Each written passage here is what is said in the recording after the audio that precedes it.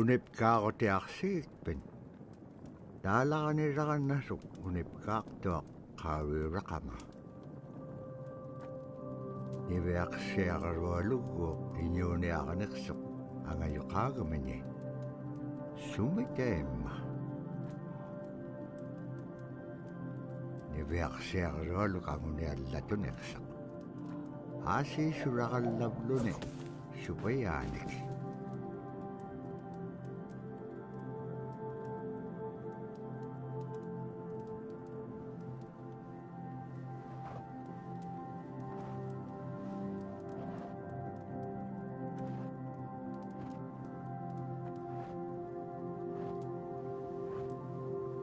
iñuuniaqhutik anuqqautigaiti anuqqulingaaliaqsuq anuqqulingaaliaqpaalluni kisaimma paniqnialiaqsiput iviaqsiaqarualuk kisaimma isummeqpoq tavraasi kangitsaquaqsigaassumman anuqqulisuguruqumagaan summan anuqqulingaaliaqamagaan tavraasi kangitsaquaqsigaassumman anuqqulisuguruqumagaan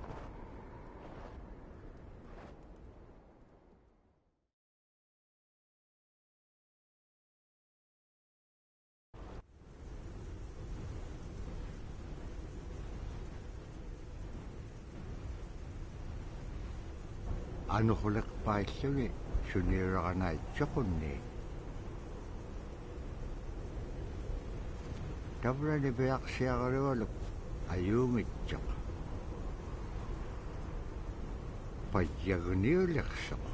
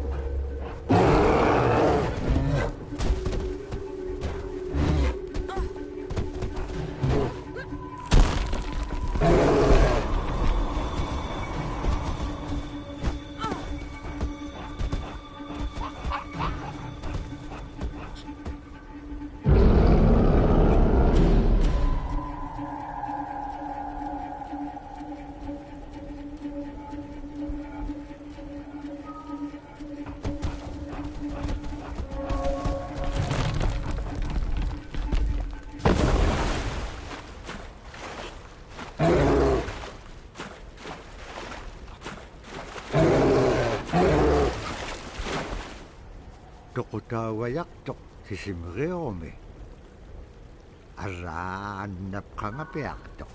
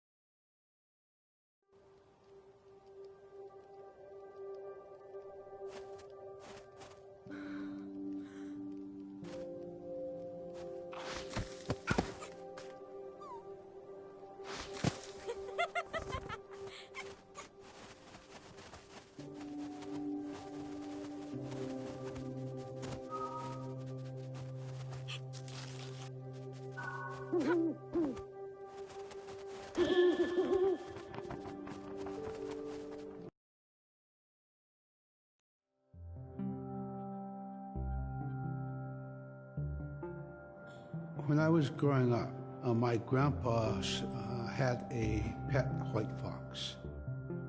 If you're a good friend with a fox, when there's danger abound, they try to keep you from getting into trouble. They pull tricks here and there, and foxes are like spoiled little kids in a way. When you let her out, she'd go prancing out in the snow, jumping in the air. I know she was happy then. Come running at me and jump on my chest, knock me backwards, lick my face, and I try not to let it. So that was my memory of my grandpa's pet fox.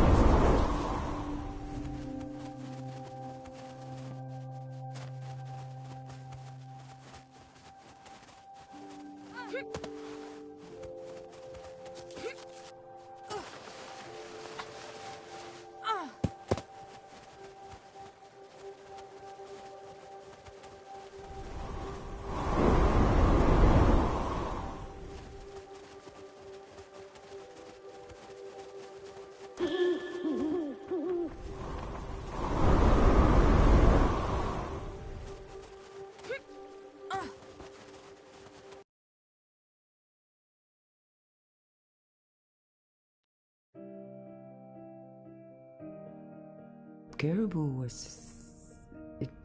it provided for us in many ways. Our clothing in those days was made of all caribou skin.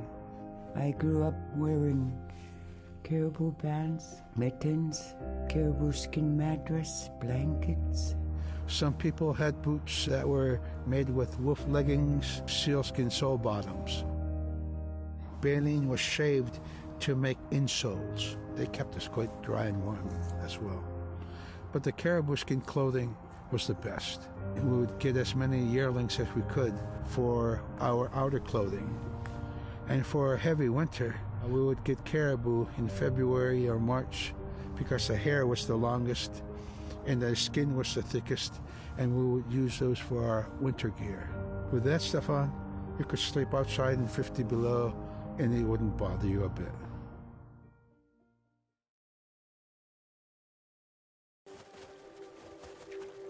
Iveaqsiaqalualuk kangeqsingaluq supayaat ikajorteqaranivlugit allauvluni taamna teriganniaq sivuneqsipkangava iveaqsiaqalualuk kangeqsingaluq supayaat allauvluni taamna teriganniaq sivuneqsipkangava iveaqsiaqalualuk qanutut peqpaganaqtilaangit tamatkua ikayoqtauruat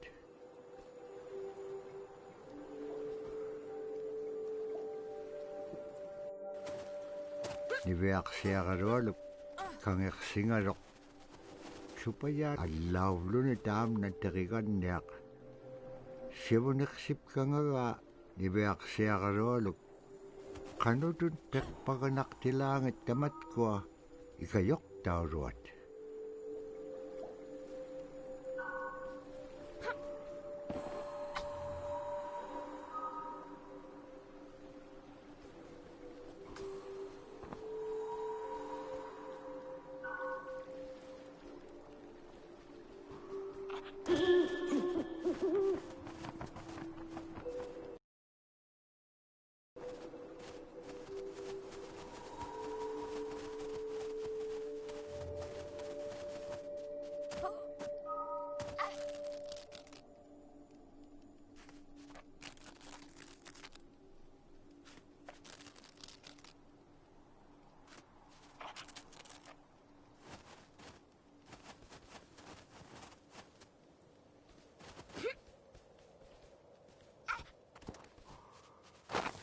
niveaqsiaqalualugulu teriganniaqalu ikayuutipiaqtuk siqaqaniortimigini Ara kangeksinaitsikun kanok pisilang.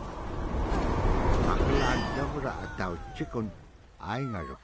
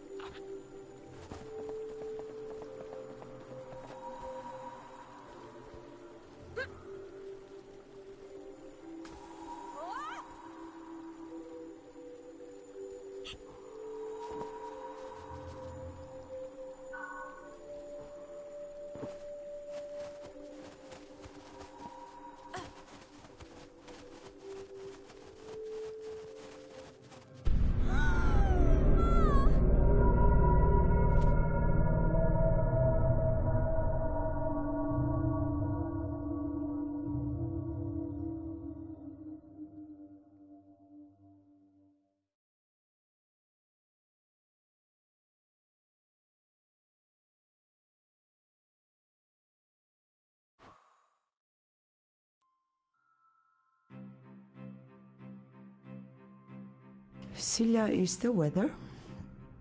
It also means the atmosphere. Here's the Nuna, or the land. And it's anything from the land into the moon, the sun, the stars. That's Silla. It's a very spiritual, and we have a relationship with Silla. Silla has a soul in the same way we do as people, in the same way animals do.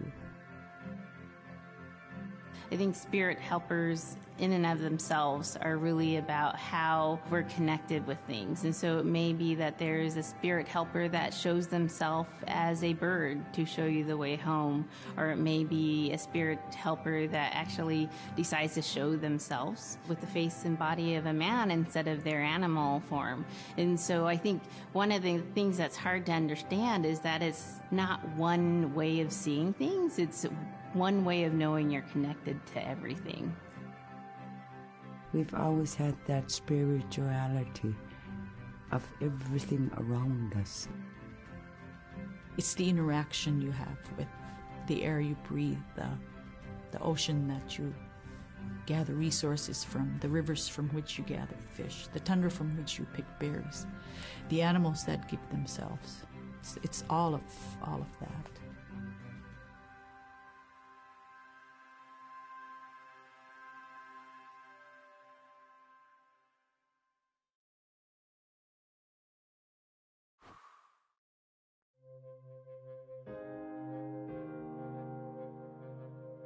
In the winter, when we were traveling, we didn't build sod houses, we built snow houses. In Canada, they call them igloo, but here in Alaska, we call them apuya. We'd do a day of travel, and then we'd make a apuya. The next day, my father would set traps, spend the day there, rest the dogs, give them something to eat, and then the following day, we continued to the next place. We'd go to my dad's sister, who had a house at Dubarg. They had a small sod house over there. We didn't have to do anything. We just visit with them, and my dad and his sister were glad to see each other, and they'd talk away while us kids played outside or go to sleep. By the time we get back to our home, my father would leave us with our aunt or with my grandmother, and then he'd start on his trips and go check his trap line. We were not into 8 to 5 kind of time, you know. We're in a totally different kind. We're in ecological time.